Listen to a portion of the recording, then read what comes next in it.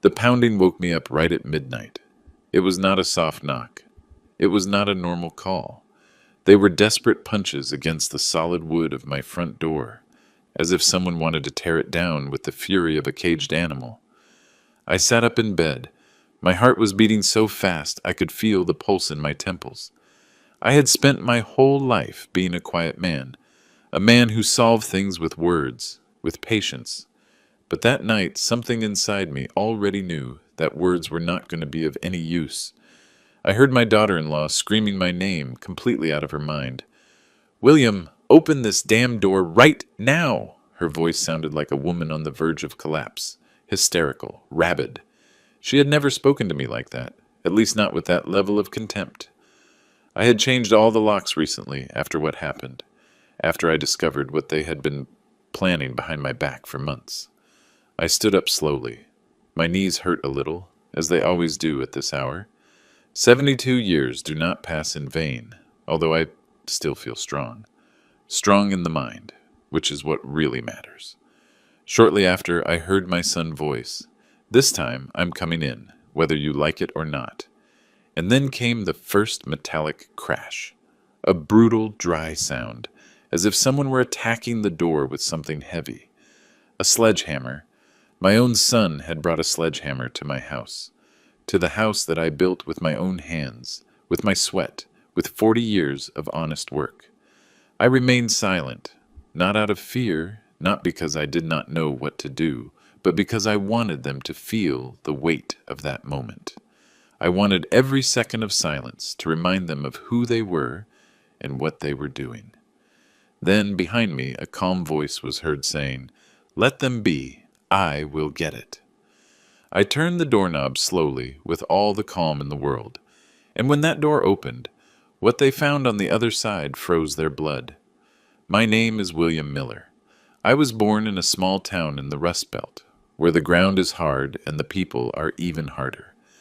I arrived in Chicago when I was 17, with a backpack and a dream that seemed ridiculous to many. To build something big, something that would last. I had no education. I had no contacts. I had nothing but the will not to give up. I started washing dishes in a restaurant downtown. Then I was a construction helper, then a cargo truck driver. Every job taught me something. Every boss I had showed me how the business world worked, even if they did not know it. By the time I was 30, I already had my first fleet of trucks. 3 old units, bought with loans that I paid down to the last penny.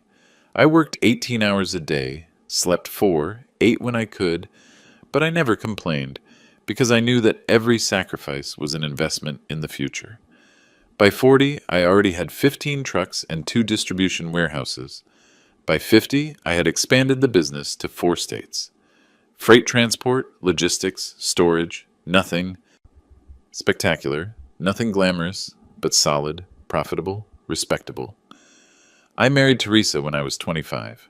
She was a noble woman, the kind you do not see anymore. She gave me 2 children, Robert and Chloe. I gave them everything I never had. Private education, trips, opportunities. I taught them the value of work, or at least I tried. Teresa died 6 years ago from cancer. It was fast and painful. She was my compass, the only person who kept me centered when money started changing the people around me. When she left, something broke in the family, or maybe what was always there just became visible. Greed. Robert, my oldest son, never wanted to work for real. He studied business administration because I asked him to. He graduated because I paid for everything. He entered my company because I opened the door for him, but he never had hunger. He never knew what it was like to wake up not knowing if you were going to eat that day or not. 3 years ago, I made him director of operations. A mistake that cost me dearly. He started arriving late, then missing work, then making decisions without consulting me. We lost 2 big contracts because of his negligence. When I confronted him, he got defensive. He told me I was a controlling old man, that I did not trust him, that I needed to let the new generation take the reins. New generation, as if respect and responsibility were things of the past. Chloe, my daughter, was different, or so I thought. She was always quieter, more reserved. She married a lawyer, James, a guy who smiled a lot but had the cold eyes of a shark. I never liked him, but Teresa convinced me to give him a chance. For years, everything seemed fine. Family gatherings, Sunday dinners, birthdays, the perfect family, or at least that is what we pretended. But after Teresa died, everything changed. Robert started pressuring me to give him more control of the company. Chloe started asking about my will, about my properties, about my investments. At first I thought it was genuine concern. I thought they wanted to make sure everything was in order for when I was no longer around. How naive I was. The truth started to reveal itself 8 months ago. It was a Friday afternoon. I had gone to one of my warehouses to check on a problem with a client. When I returned early to the main office, I heard voices in the boardroom. The door was ajar. I approached without making a sound. And then I heard Robert talking to James, Chloe's husband. He is old already, Robert was saying. He cannot make clear decisions anymore. The other day he forgot an important meeting.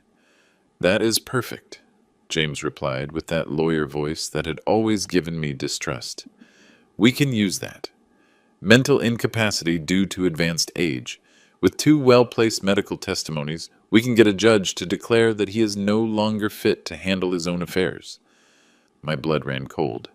And then, Robert asked, then you and Chloe assume total control of the company and all his assets, legally, without him being able to do anything.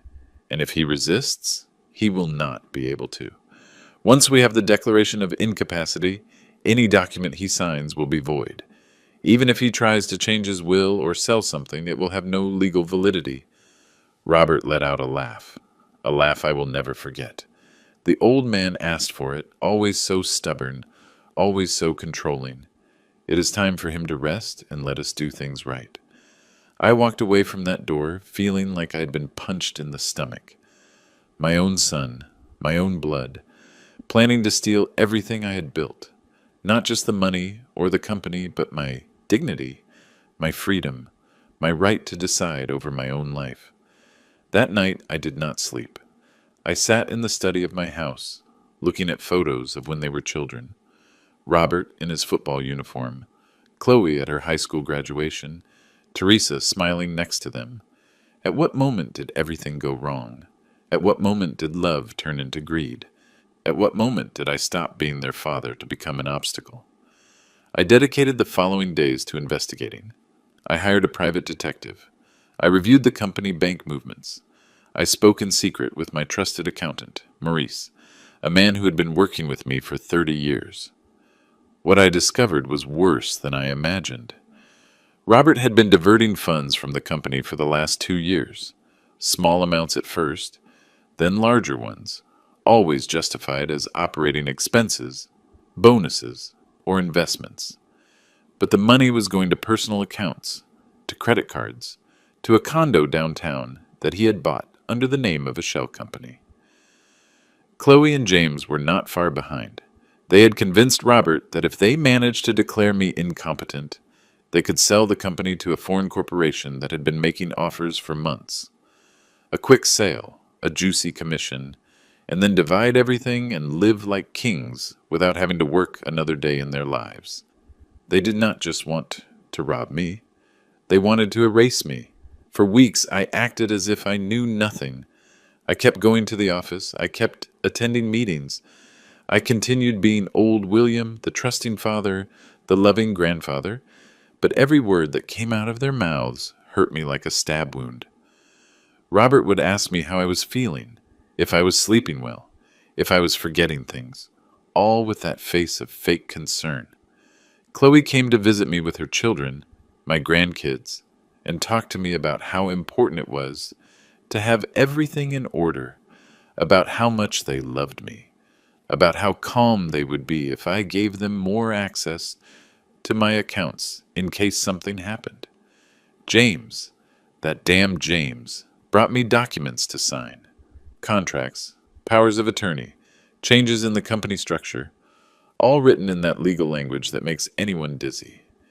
It is just to protect your estate, William, he would tell me with that snake smile, so that when you are no longer here, everything is clear and there are no problems between the kids.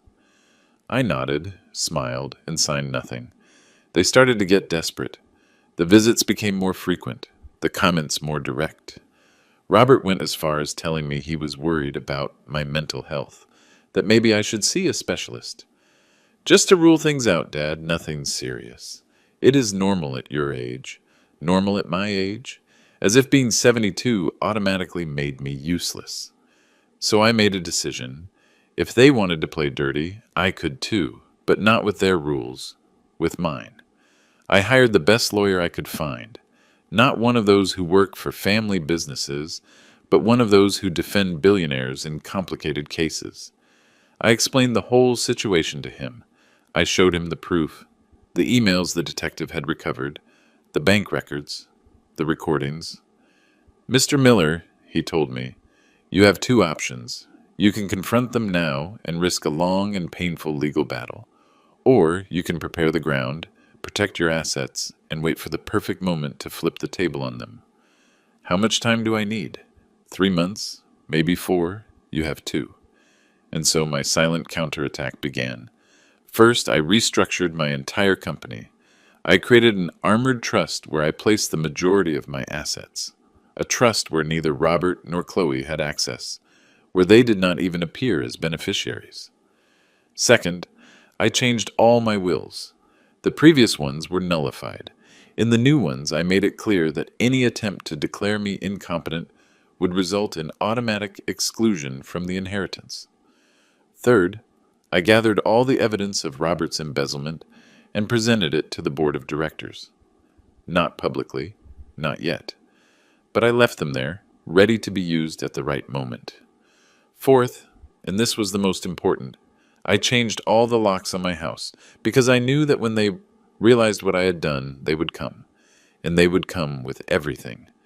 The night everything exploded was 2 weeks ago. I had summoned Robert and Chloe to my house for a family dinner. I told them I wanted to talk about the future of the company, about my retirement plans. They arrived on time. Robert with his expensive suit and his $10,000 watch. Chloe with her designer dress and that smile that no longer fooled me. We had dinner. We talked about trivial things, the weather, the grandkids, the food. And when we finished dessert, I took out a manila envelope. I want to show you something, I said calmly. Robert opened it. His face changed color when he saw the documents, the account statements, the emails, the bank transfers. What is this? He asked with a trembling voice. Evidence, I replied. Evidence that for 2 years you have been stealing from me. Chloe turned pale. Dad, You too, I interrupted her. You and your husband, all of you. You thought I was a foolish old man who wouldn't notice. You thought you could take everything I built and that I would stay silent. Robert stood up abruptly. His chair fell backward. This is a lie. Someone is manipulating you. Sit down, I ordered him. He did not sit. Who was it? Maurice? Did that shitty accountant fill your head with ideas? Nobody filled my head with anything. I just opened my eyes. Chloe started to cry. Fake tears. The same tears she used as a child when she wanted to get her way. Dad, please, we can fix this. It was a mistake. Robert was under a lot of pressure. Just what? Just planned to declare me crazy to steal my company? Just we're going to sell it and leave me with nothing? The silence that followed was devastating. Robert was breathing with fury. Chloe was sobbing.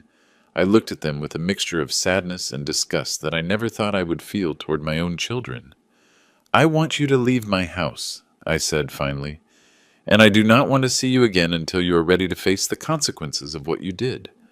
Consequences? Robert let out a bitter laugh. Are you threatening me? No, I am giving you a chance you do not deserve. They left, slamming the door, Chloe crying, Robert shouting threats, and I stayed alone in that huge house feeling the weight of 72 years on my shoulders. The following days were of a tense silence. Robert tried calling me. I blocked his number. Chloe sent me messages. I ignored them. James, the very cynical man, sent me a formal email requesting a meeting to clarify misunderstandings. I deleted it without replying, but I knew it was not going to end there. I knew Robert. I knew his temper, and I knew that when he felt cornered, he would do something drastic. That is why I hired private security, 2 discreet guards who watched my house 24 hours a day. That is why I installed cameras at all entrances. That is why I changed the locks on all doors. And that is why, when I heard those knocks at midnight, I knew exactly who it was. But I was not alone. 2 weeks before, after the disastrous dinner, I had called my old friend August, a man I had known since my days as a construction worker, a man who had grown up with me, who had built his own real estate empire, a man I could trust. I told him everything, every detail, every betrayal. William, he told me, you need legal protection, but you also need witnesses, people who can testify that you are in full use of your faculties. What do you suggest? Let me stay with you for a few days, and I will bring my lawyer too. If your children try anything, they will have to do it in front of witnesses. And that is what we did. August settled into the guest room. His lawyer, Mr. Vance, did too. 2 trustworthy men who could testify to everything that happened. That is why, when I heard the calm voice behind me that night, I knew I was not alone. Let them be. I will get it, August said. And when I turned the doorknob and the door opened, Robert and his wife found themselves not only with me, but with 3 men looking at them with absolute calm. August, Mr. Vance, and the head of security I had hired. Robert was still holding the sledgehammer. His wife, Danielle, my daughter-in-law, was red with rage. "What the hell?" Robert stammered. "Good evening," said Mr. Vance with a professional smile. "I am Mr. Miller's lawyer, and you have just committed several crimes. Damage to private property, trespassing, attempted intimidation, all recorded on video and with multiple witnesses." The sledgehammer fell to the ground with a metallic sound. Danielle started to back away. We just wanted to talk." At midnight, with a demolition tool, I said, looking my son in the eye, "Is that what I am to you now? An obstacle that needs to be torn down?" Robert did not answer, and in that moment I knew there was no turning back. Robert stood there like a statue of salt, the sledgehammer at his feet, his hands still trembling, and in his eyes I saw something I never thought I would see in my own son. Pure hatred. No regret, no shame. Hatred. "Dad," he said finally, and his voice sounded strangely calm. "This did not have to be like this." "You are right," I replied. "It did not have to be like this. But you chose it." Danielle, my daughter-in-law, took a step forward. She had always been the more impulsive of the 2, a pretty woman on the outside, but with a rotten heart on the inside. From the day Robert brought her home, I knew that woman only saw dollar signs in his eyes. "You know what?" She spat the words with venom. "I am tired of this charade. We are tired. You with your saint attitude. As if you were the only one who worked hard in this family. As if Robert had not dedicated years of his life to your company." Years of his life, I let out a bitter laugh. Robert arrived at 11 in the morning and left at 3 in the afternoon. Robert lost contracts because he preferred to be on the golf course than attending to clients. Robert stole money from the company that I built. That is a lie. There are account statements that say otherwise. August crossed his arms, watching the scene with the tranquility of someone who has seen this thousands of times. Mr. Vance was taking notes in a small notebook. The head of security remained near the door, ready to intervene if the situation turned violent. "Robert," August said with a firm voice, "I suggest you leave right now, before this turns into something you cannot fix." "Who do you think you are?" Robert replied with contempt. "This is a family matter." "I am a witness," August replied, "and I am also the man who's going to make sure your father does not end up in a nursing home, because you and your sister decided he is no longer useful to you." Robert's face turned red. "Is that what he told you? That we want to put him in a nursing home?" "No," I intervened. "It is what the documents you prepared told me. A declaration of mental incapacity. 2 bought doctors, a legal process to take control of everything I have. Danielle opened her mouth to say something but stopped. She knew we were treading on dangerous ground, ground where every word could be used against her. "This is not going to stay like this," Robert said finally, pointing his finger at me. "I am going to fight this. I am going to prove that you are senile, that you are not thinking clearly anymore, that you are a danger to yourself. Try it," I told him, "but do it knowing that every step you take against me will be documented. Every lie you tell will be refuted. Every false witness you bring will be exposed." Robert picked up the sledgehammer from the ground. For a moment I thought he was going to do something stupid, but Danielle took him by the arm. "Let's go," she whispered. "It is not worth it." They left, walking toward their luxury SUV. An SUV that I had given Robert 2 years ago for his birthday. An SUV that he probably paid for with the money he stole from me. When the taillights disappeared into the darkness, I let out a sigh I had been holding since I opened the door. "That was close," said the head of security. "This is just beginning," replied Mr. Vance. "Mr. Miller, we need to talk about the next steps." We sat in the living room. August made coffee. At 2 in the morning, drinking coffee and planning a legal war against my own son. What irony. "They are going to attack on several fronts," Vance explained. "First, they will try the issue of mental incapacity. They will bring doctors to declare that you suffer from dementia, or Alzheimer's, or whatever sounds convincing. But I am perfectly fine. I know, and we are going to prove it. I already scheduled evaluations with 3 independent specialists, renowned neurologists who have no connection to your family. Their results will be irrefutable. What else? They will try to discredit you publicly. They will say you are a difficult, controlling man, that you mistreated your family. They will look for testimonies from disgruntled employees, from anyone who has a complaint against you. I have worked with honesty all my life. That does not matter," August said. "In these battles, the truth is the least important thing. What matters is who tells the best story. And they are going to paint a story where you are the villain and they are the victims." I leaned back on the couch, feeling the weight of the situation. My own children, my own blood, treating me like an enemy. "There is also the issue of Chloe," Vance continued. "She was not here tonight, but make no mistake. She is as involved as Robert, maybe more. Her husband, James, is a lawyer, and one of the good ones. He is going to use every legal trick he knows. What can I do? Counterattack, but smartly. First, we are going to file charges for Robert's embezzlement. Clear evidence, documented. That gives him immediate loss of credibility in any process where he tries to declare you incompetent. And Chloe? With her it is more complicated. She has not stolen directly, but she has been an accomplice. She has facilitated James's access to confidential company information. That is enough to exclude her from the inheritance, but not for criminal proceedings. "I do not want to put my children in jail," I said, and it was the first time my voice broke that night. "I just want them to leave me alone, that they respect what I built, that they understand I am not an object they can dispose of." August put a hand on my shoulder. "William, sometimes a father's love blinds us. But you have to understand something. They already made their decision. They already declared war on you. And in a war, either you fight or they destroy you." He was right. I knew it, but accepting it hurt more than anyone could imagine.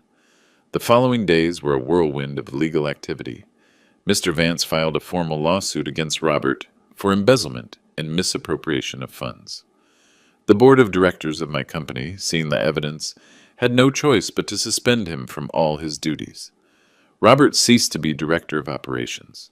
He ceased to have access to the accounts. He ceased to be part of my company. Chloe tried to mediate. She called me crying, begging me to reconsider. That Robert had made mistakes, yes, but that he was still my son. That family was the most important thing. If family was the most important thing, I replied, they would not have tried to rob me. They would not have planned to declare me crazy. They would not have come with a sledgehammer to my door at midnight. "Dad, please." Chloe, you knew everything. James told you the plans, and you said nothing. You did not warn me. You did not try to stop them. You are as guilty as they are. I hung up the phone, and I stood there looking at the screen, hoping it would ring again, that she would tell me she was sorry, that everything had been a misunderstanding. She did not call back. James, on the other hand, did not waste time. 2 days after the confrontation at my door, he filed a countersuit.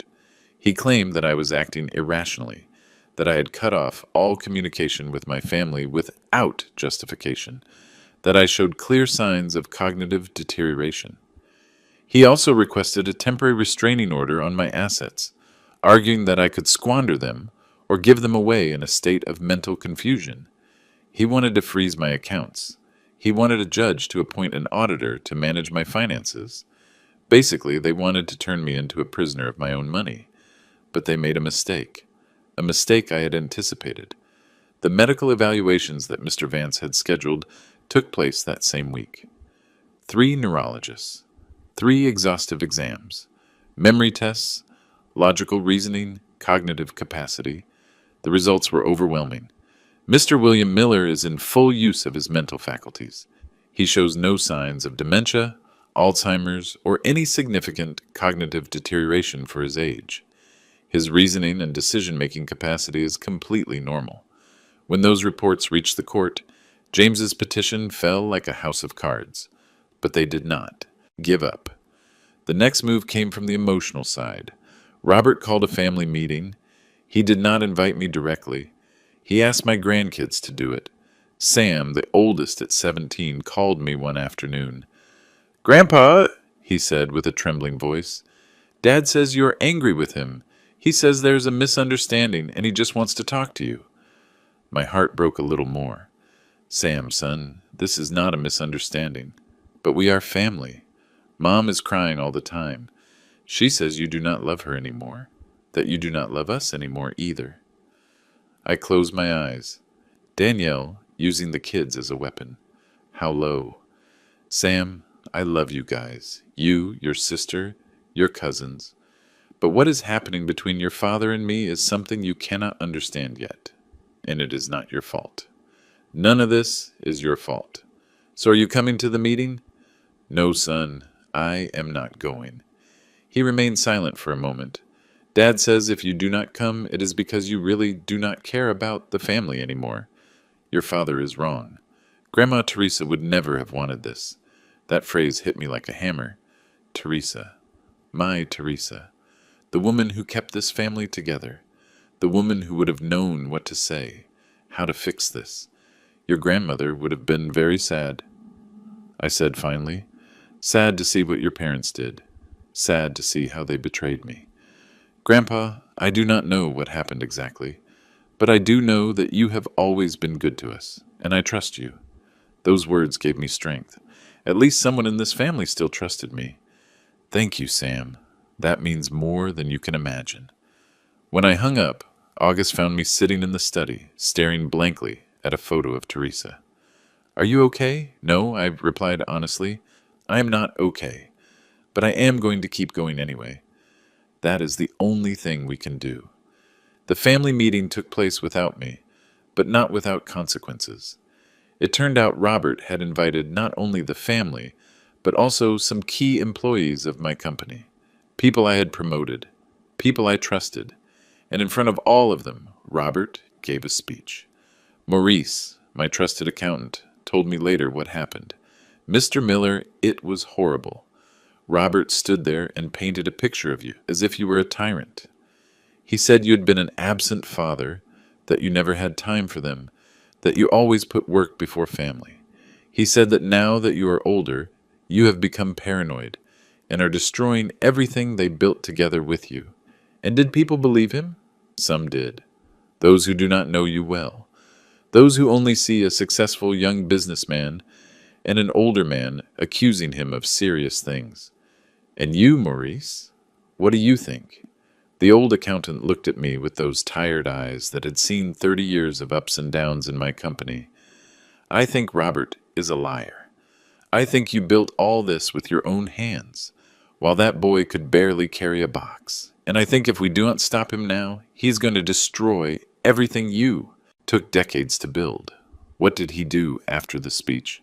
He called for a vote among the main shareholders. He wants to remove you from the chairmanship of the board. I froze. Can he do that? Technically, yes. If he gets the support of the majority of the shareholders, they can remove you as chairman and appoint him in your place. And how many votes does he have? For now, not enough. But he is working on it. He is offering bonuses, better positions, promises of expansion. He is buying loyalties. It was brilliant. I had to admit it. Robert was never good with hard work, but he always knew how to manipulate people. He always knew how to say what they wanted to hear. Maurice, I need you to do something for me. Anything, Mr. Miller. I need a complete audit of all the financial movements of the company in the last 5 years. I want to know exactly how much Robert stole. Down to the last penny. That is going to take time. You have 2 weeks. Maurice nodded and left, and I stayed there, in my empty house, surrounded by memories of a family that no longer existed. Teresa always said that crises bring out the best and worst in people. That in difficult moments is when you see what someone is really made of. She was right. Some employees I had helped for years, whom I had supported in tough times, were now on Robert's side. They preferred to follow the promising young man than the old man who had hired them, but others stood firm. Maurice, of course. He had been with me since the beginning.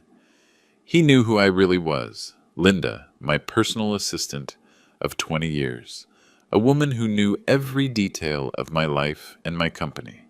When Robert tried to bribe her to give him access to my private files, she sent him to hell and told me everything. Rodney, my logistics chief, a man who started as a driver and whom I promoted until he became one of the pillars of the company. When Robert offered him a better position if he joined him, Rodney replied, "I prefer to sweep floors for Mr. Miller than be a director for you." Those small victories gave me hope. They reminded me that not everything was lost, that there were still people who valued loyalty over money, but they also reminded me of something darker, that this was no longer a family dispute. This had become a corporate war, and in wars there are always casualties. Maurice's audit revealed something even I did not expect. Robert had not just stolen money, he had created an entire network of shell companies. Companies registered in tax havens under the names of strawmen, fake contracts with suppliers that did not exist, inflated invoices, invented commissions. In total, he had diverted almost $1.5 million in 5 years. $1.5 million. When I saw that figure in the report, I felt like I couldn't breathe. It wasn't just the money. It was the betrayal. It was the time. It was the effort. It was everything that amount represented. $1.5 million that I had earned working 18 hours a day. $1.5 million that could have been investments, bonuses for employees, company expansion, $1.5 million that my son had stolen to finance his rich lifestyle without working. "With this, we can sink him," Mr. Vance said when I showed him the report. "This is not just embezzlement. This is organized fraud, money laundering. Robert could go to prison." "I do not want to send him to prison," I replied, although I was no longer sure of that. "I just want him to return what he stole and stay away from me forever. Mr. Miller, with all due respect, that ship has sailed. Robert is not going to negotiate. He is going to fight to the end. And if you do not stop him now, he is going to destroy you." He was right. I knew it. But a part of me still clung to the hope that this could be resolved without reaching the worst. That hope died 2 days later. An envelope arrived at my house. No return address. Inside were photos. Photos of me leaving the house, entering the supermarket, walking in the park. Photos taken from afar, with a telephoto lens, and a handwritten note with handwriting I recognized immediately. Robert's handwriting. "Dad, this can end in 2 ways. Either you give me back control of the company, or I am going to prove that you are so senile you shouldn't be alone on the street. Think about it carefully. He was following me. My own son was watching me as if I were a criminal. I showed the photos to the head of security. This is stalking, he said.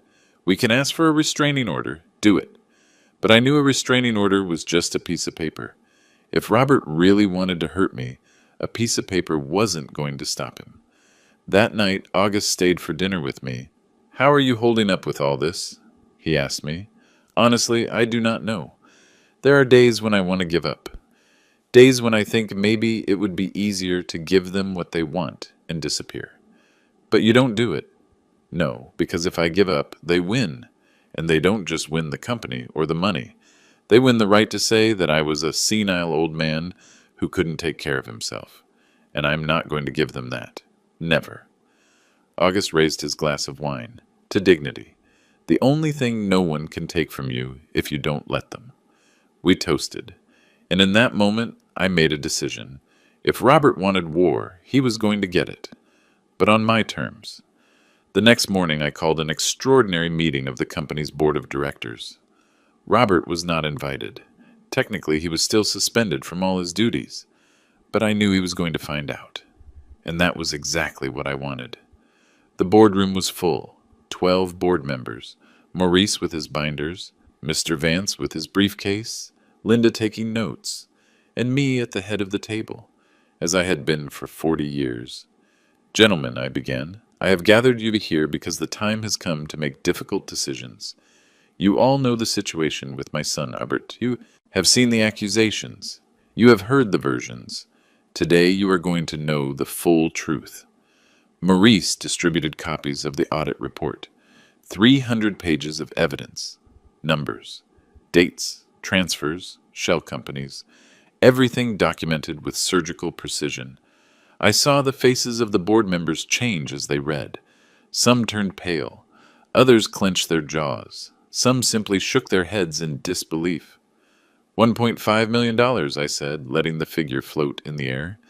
That is what my son stole from this company in 5 years. From the company I founded.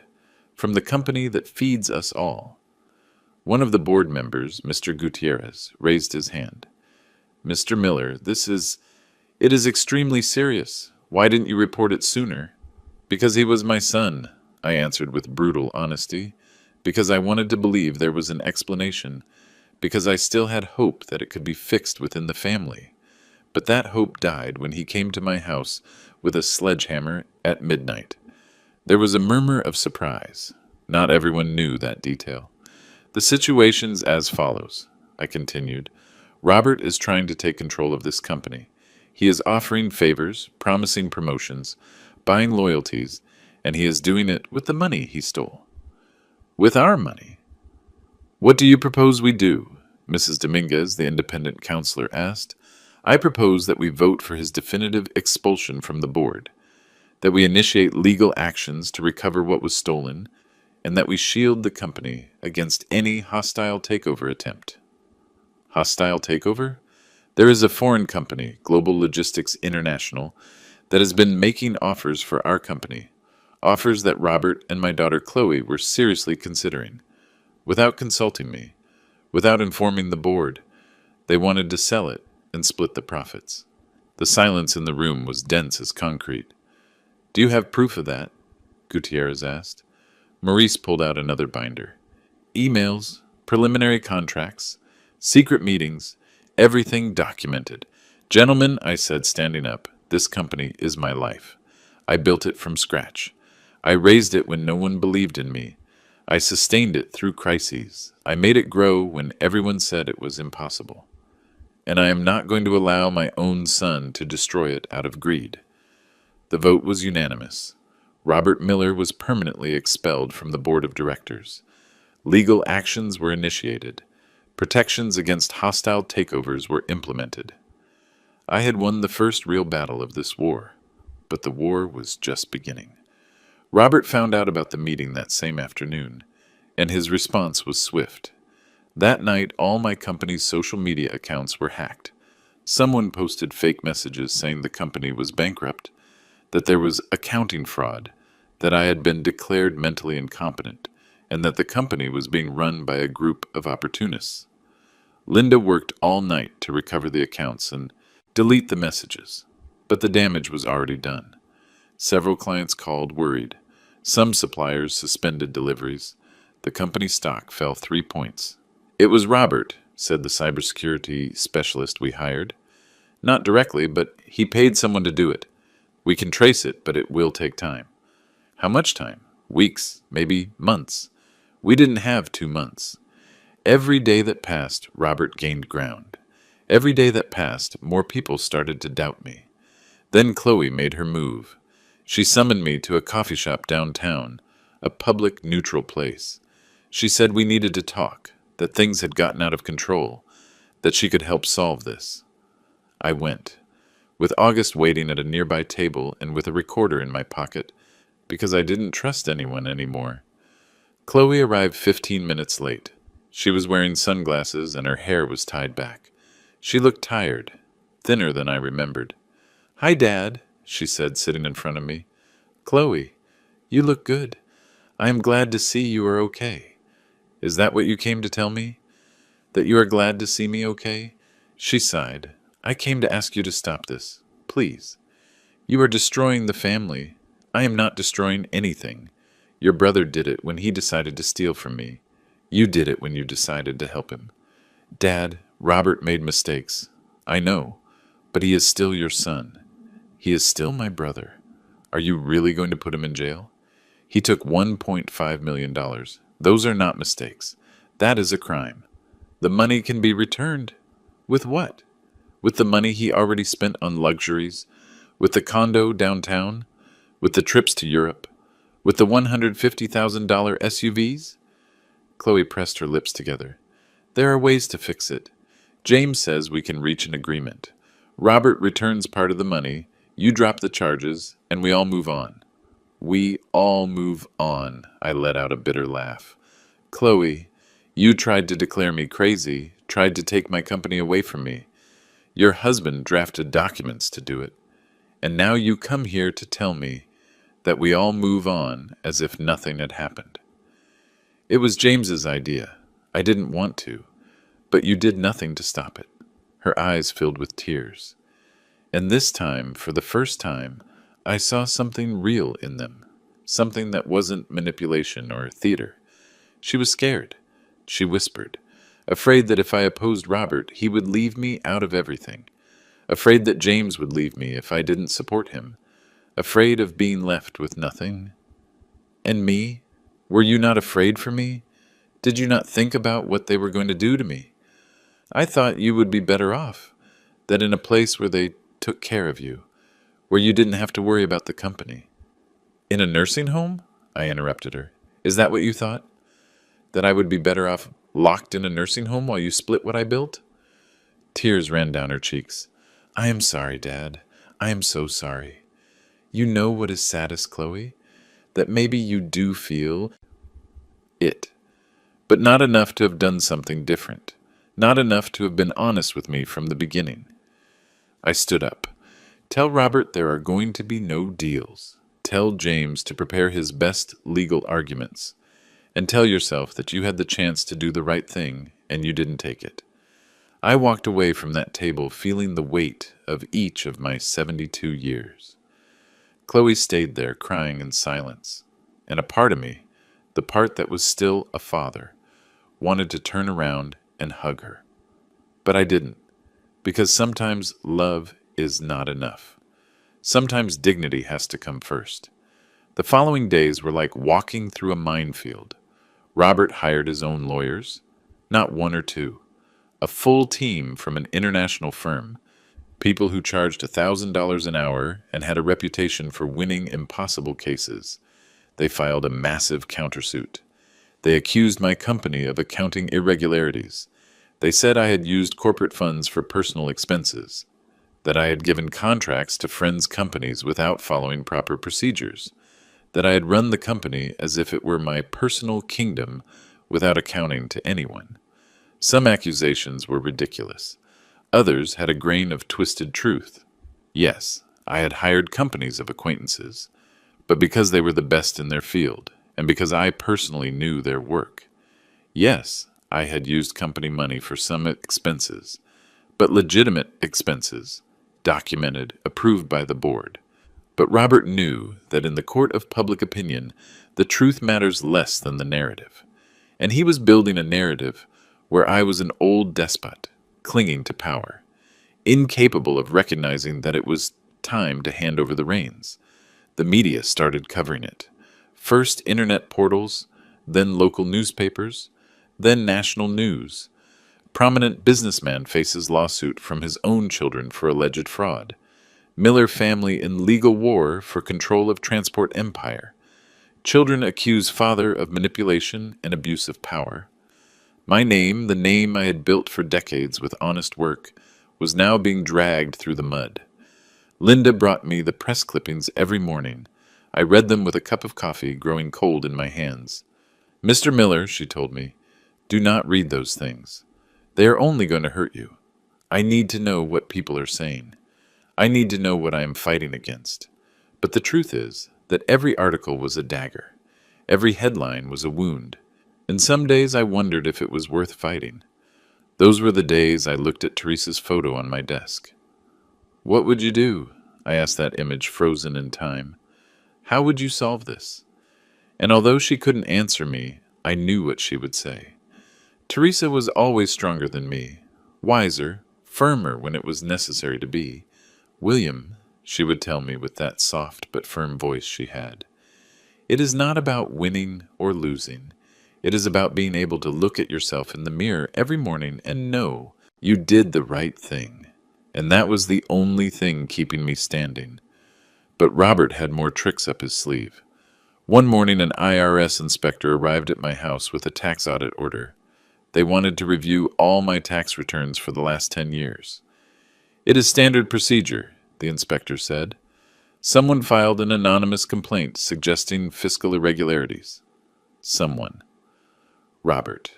Obviously, I gave him all the documentation, every receipt, every invoice, every return, because I had always paid my taxes religiously, down to the last penny.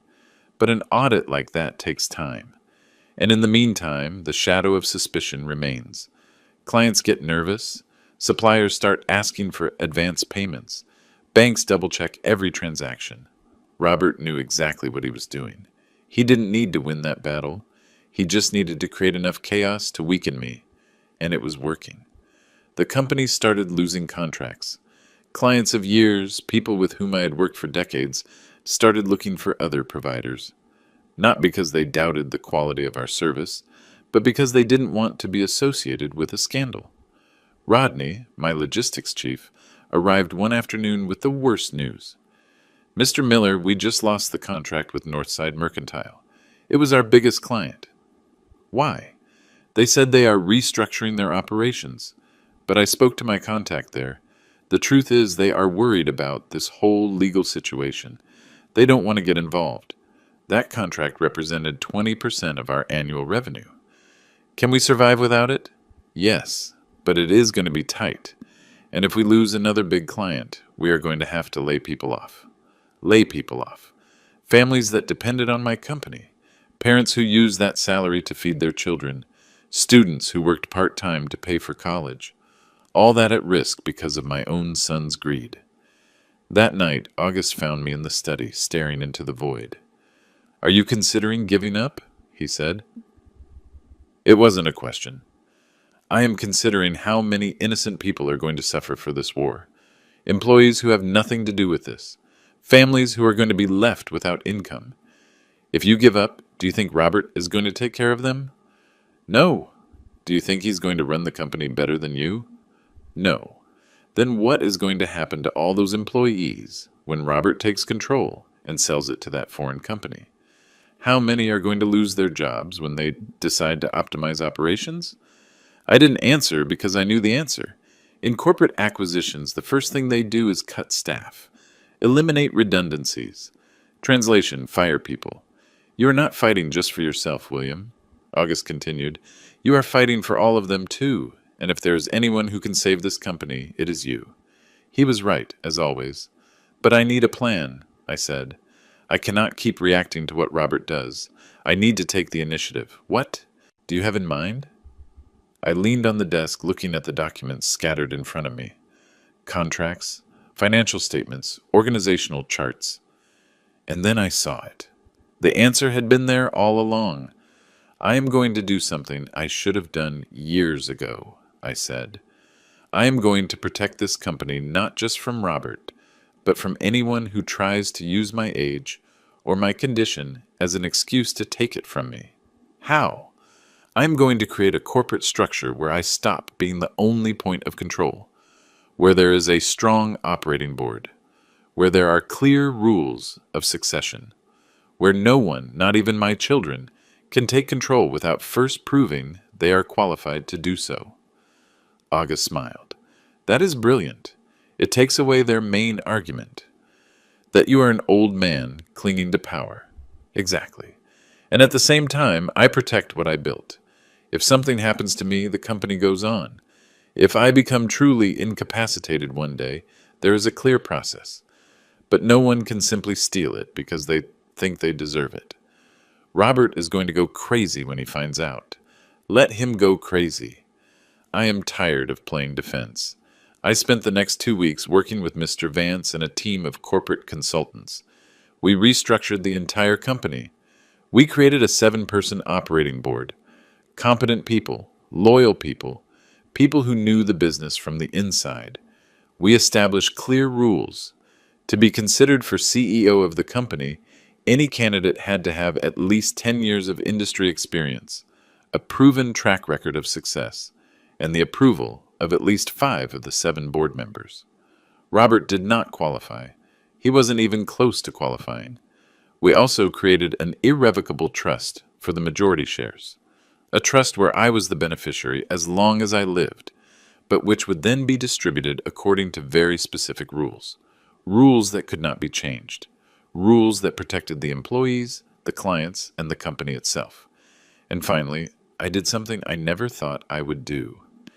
I put 30% of the company up for sale, not to Global Logistics International, but to 3 prestigious institutional investors, investment funds with a long-term vision.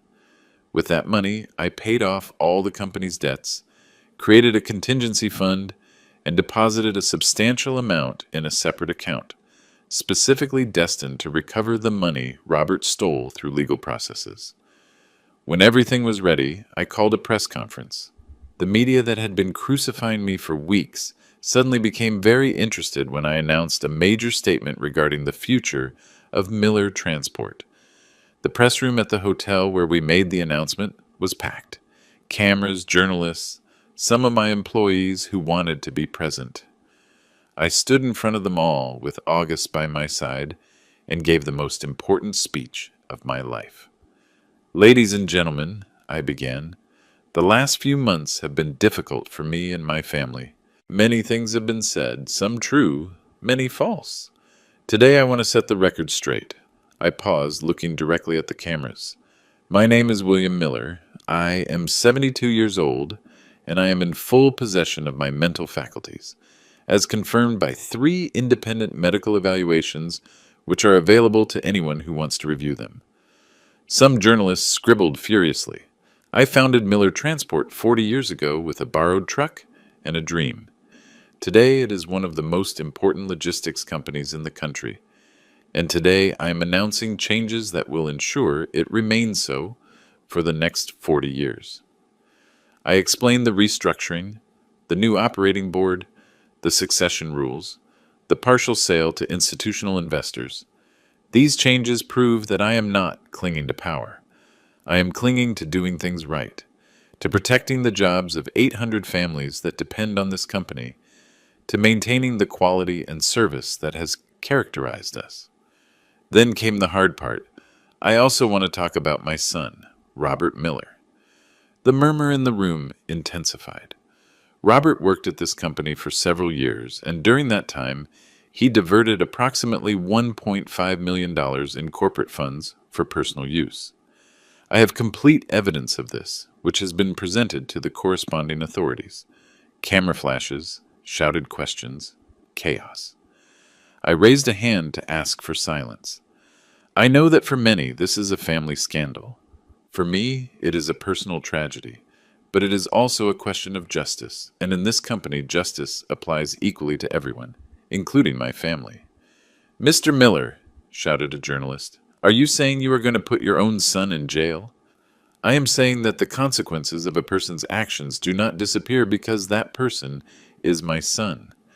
I am saying that respect, honesty, and hard work have to mean something, and that when those values are betrayed, there is a price to pay." I left that conference feeling a huge weight lift off my shoulders. There were no more secrets, no more shadows. Everything was on the table. Robert would now have to fight not in the dark, but in the light of day, and I was ready for that fight. The reaction was immediate.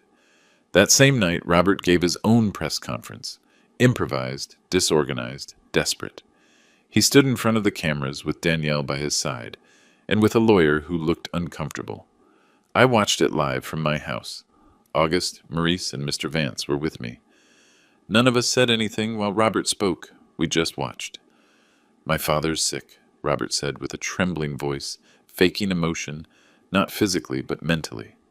"My mother's death changed him, made him paranoid, distrustful. He is no longer the man he was, and the people surrounding him now, those so-called advisors, are just using him for their own ends." He made a dramatic pause. "I never stole anything. Those 1.5 million he mentions are legitimate investments I made on behalf of the company, investments he authorized. But now in his confusion, he no longer remembers, or the people around him convinced him it didn't happen. He was good. I had to admit it.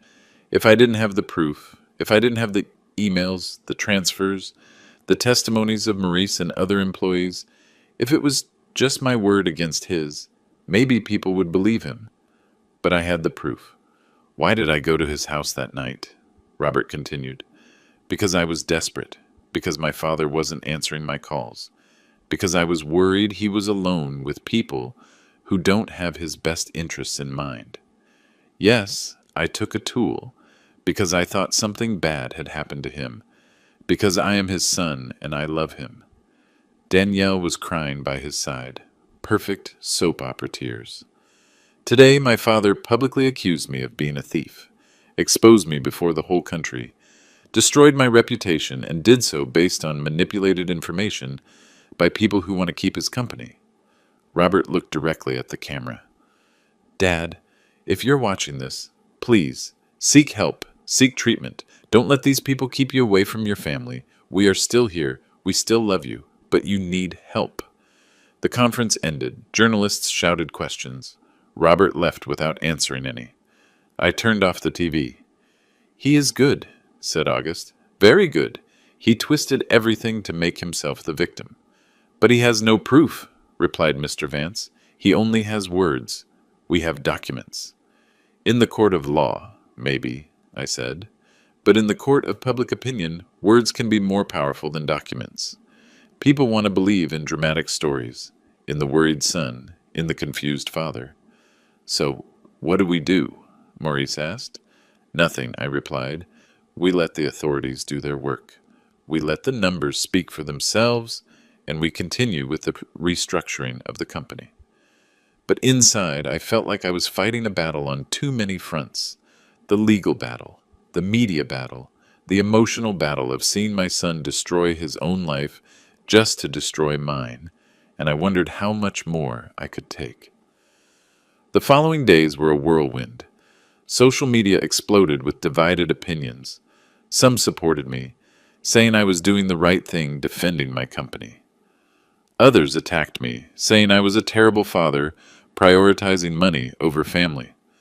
There were protesters outside my offices. Not many, maybe 20 or 30, but enough for the cameras to film them.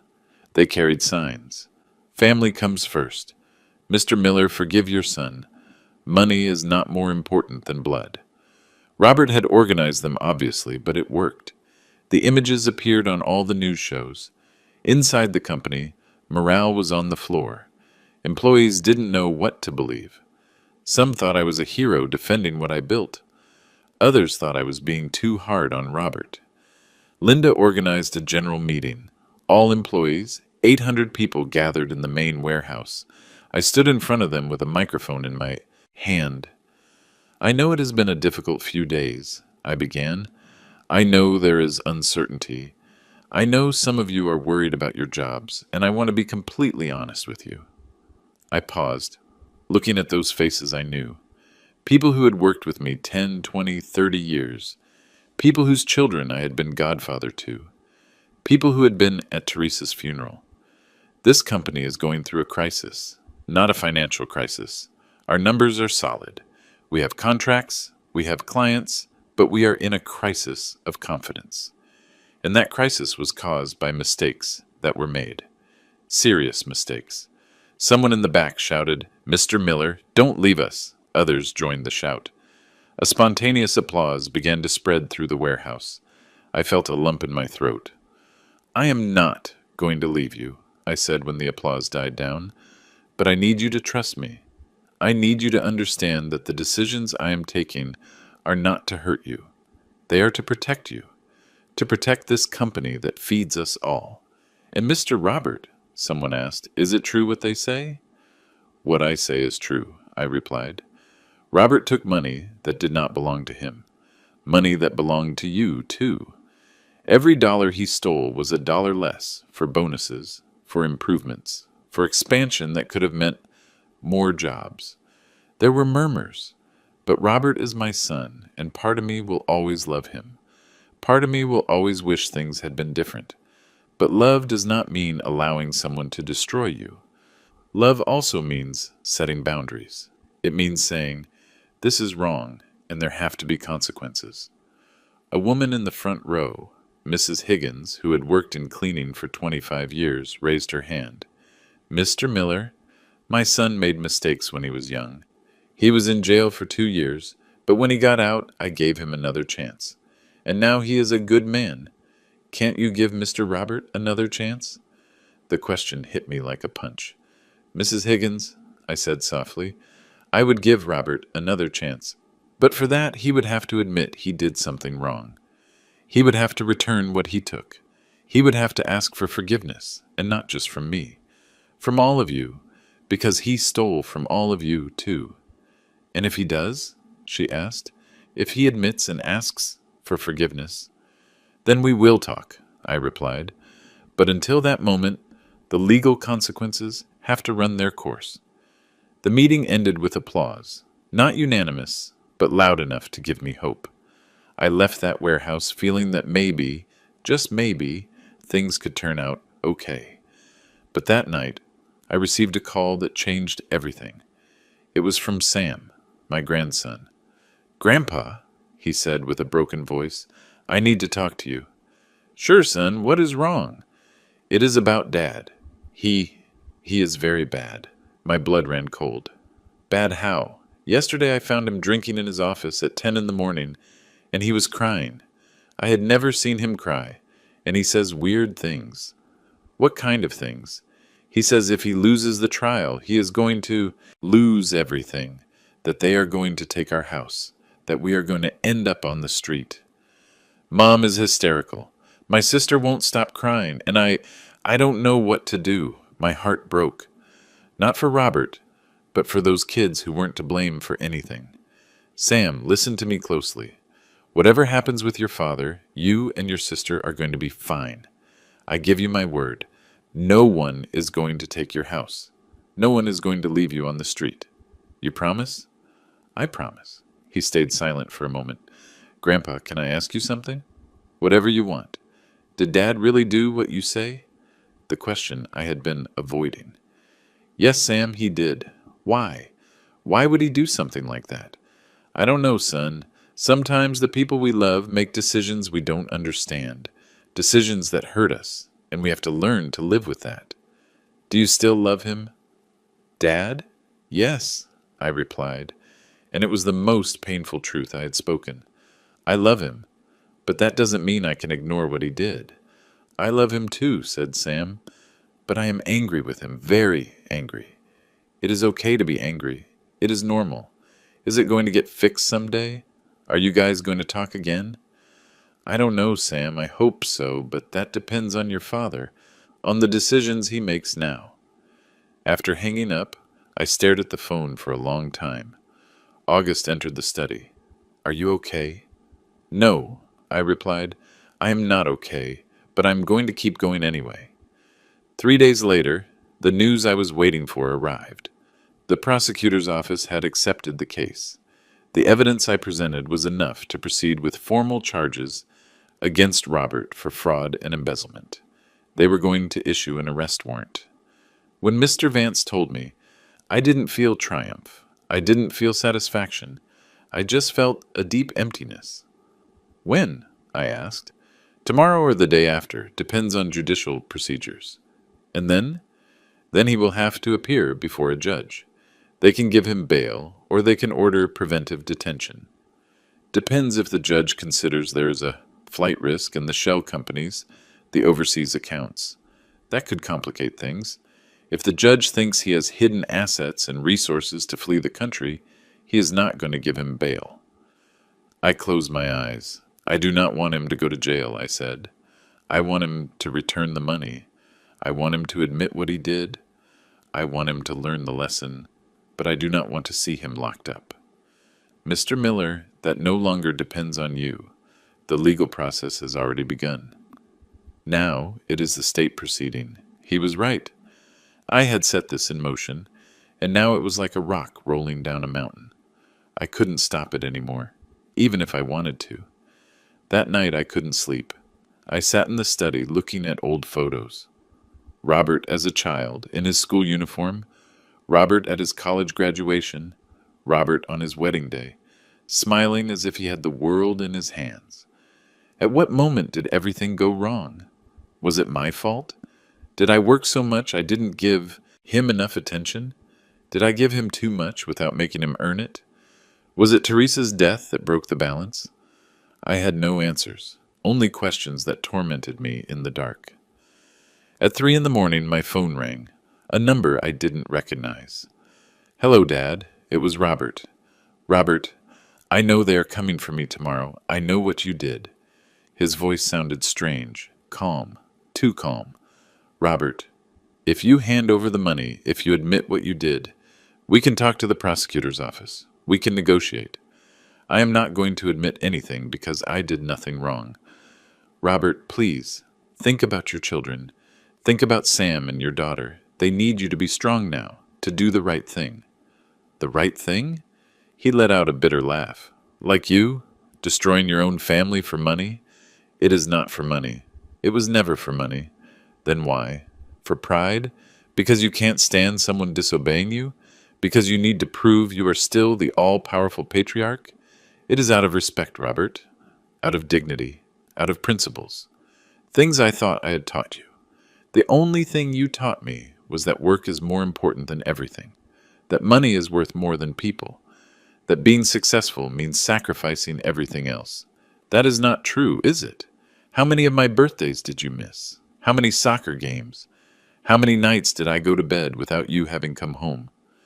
I was working to give you a better life. We didn't want a better life. We wanted a father. The words went through me like knives. Robert, if that is how you felt, if you had those resentments, we could have talked. We could have solved it. But stealing, planning to take my company, that is not the answer. It doesn't matter anymore, he said. You already made your decision and I made mine. What does that mean? It means you are going to have to live with the consequences of what you did, just as I am going to live with the consequences of what I did. Robert, don't do anything stupid. He hung up. I tried calling him back. He didn't answer. I dialed Danielle. She didn't answer. I dialed Chloe. Neither. Panic started taking over me. Robert's words, his tone. You are going to have to live with the consequences. I called Mr. Vance. I need you to send someone to Robert's house. Now. Immediately. What happened? I just spoke to him. He said strange things. I am worried he is going to do something drastic. Vance didn't argue. He made the necessary calls. An hour later, he called me back. Mr. Miller, Robert is not at his house. His wife says he left 2 hours ago and hasn't returned. He is not answering the phone. My God. We already alerted the authorities.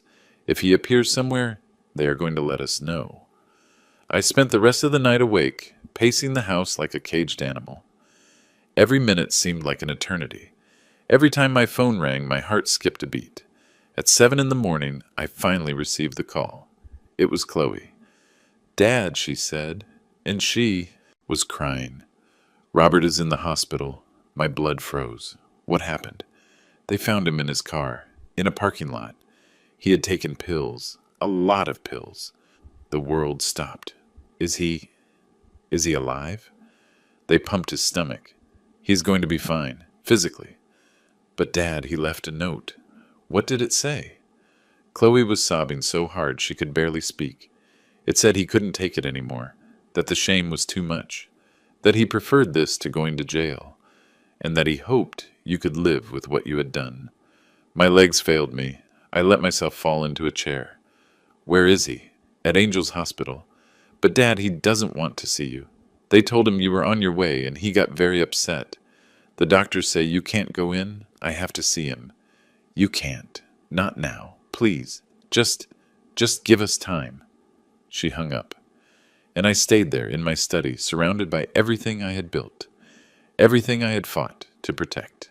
And I asked myself if it was worth it. The following days were the darkest of my life. Robert survived. Physically, he was recovering, but mentally, emotionally, he was shattered. The news leaked to the media. Businessman's son attempts to take his own life after fraud accusations. The headlines were brutal, and the opinions on social media worse. Mr. Miller drove his son to the brink of death for money. This is what happens when pride is more important than family. A father who prefers to see his son dead than admit he is wrong. I stopped reading. I stopped watching the news. I locked myself in my house and didn't want to see anyone. August had to practically force his way in. "William, this is not your fault." No, I put this in motion. I filed the charges. I gave the press conferences. Robert tried to do that because he didn't want to face the consequences of his own acts. You didn't put the money in those accounts. You didn't create the shell companies. You didn't steal $1.5 million. He did. But I am his father. I should have found another way. What other way? Let him keep stealing? Let him take everything from you? Let him destroy the company and leave 800 families without jobs? Would that have been the right answer? I didn't answer because I didn't know the answer. "William, look at me," said August. "I have known you for 50 years. I know what kind of man you are, and I know this is killing you inside. But you have to understand something. You cannot save someone who doesn't want to be saved. You cannot protect someone from the consequences of their own decisions. He is my son. I know, and that is why it hurts so much. But continuing to blame yourself is not going to help him. The only thing it is going to do is destroy you, too."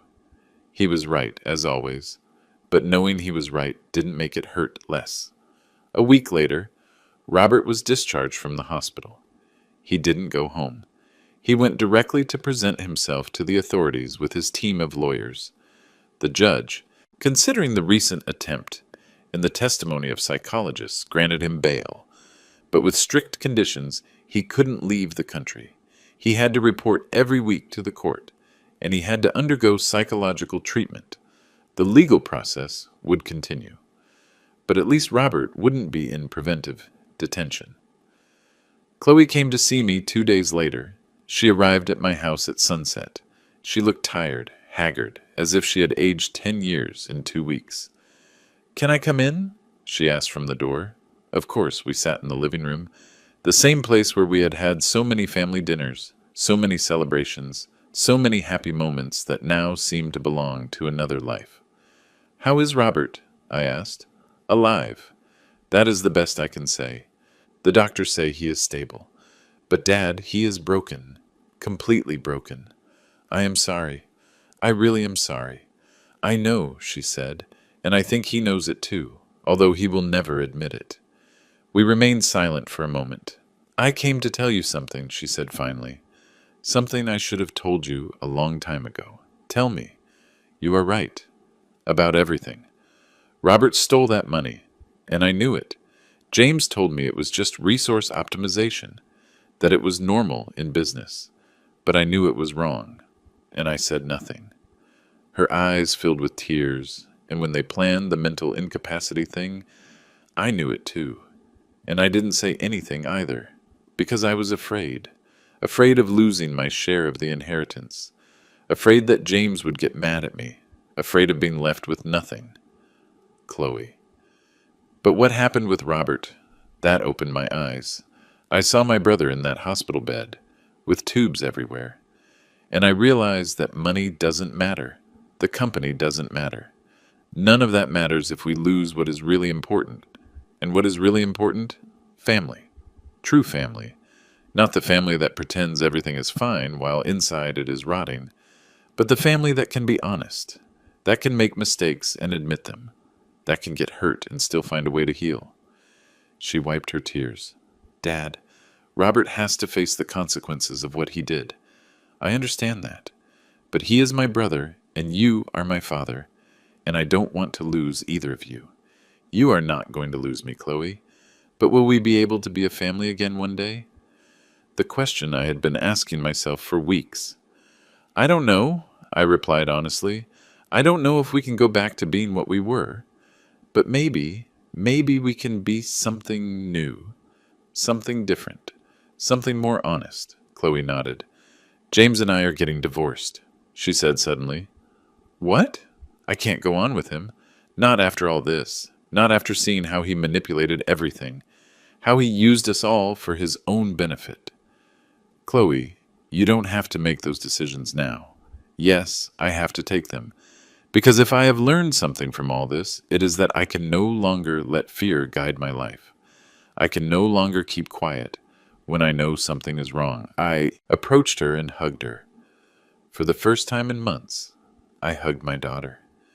And she cried on my shoulder like when she was a little girl. I am sorry, Dad. I am so sorry for everything that happened. I am sorry too, daughter. Me too. The following weeks brought changes. Chloe started her divorce process. James, surprisingly, didn't fight. Maybe because he knew his reputation was already too damaged. Maybe because it simply didn't suit him anymore. Robert began his psychological treatment. His lawyer negotiated with the prosecutor's office. Eventually, they reached an agreement. Robert would return the stolen money and scheduled payments, work in community service, and accept a sentence of probation. He wouldn't go to prison, but he would have a criminal record, and he would be permanently excluded from any position in my company. We didn't speak again.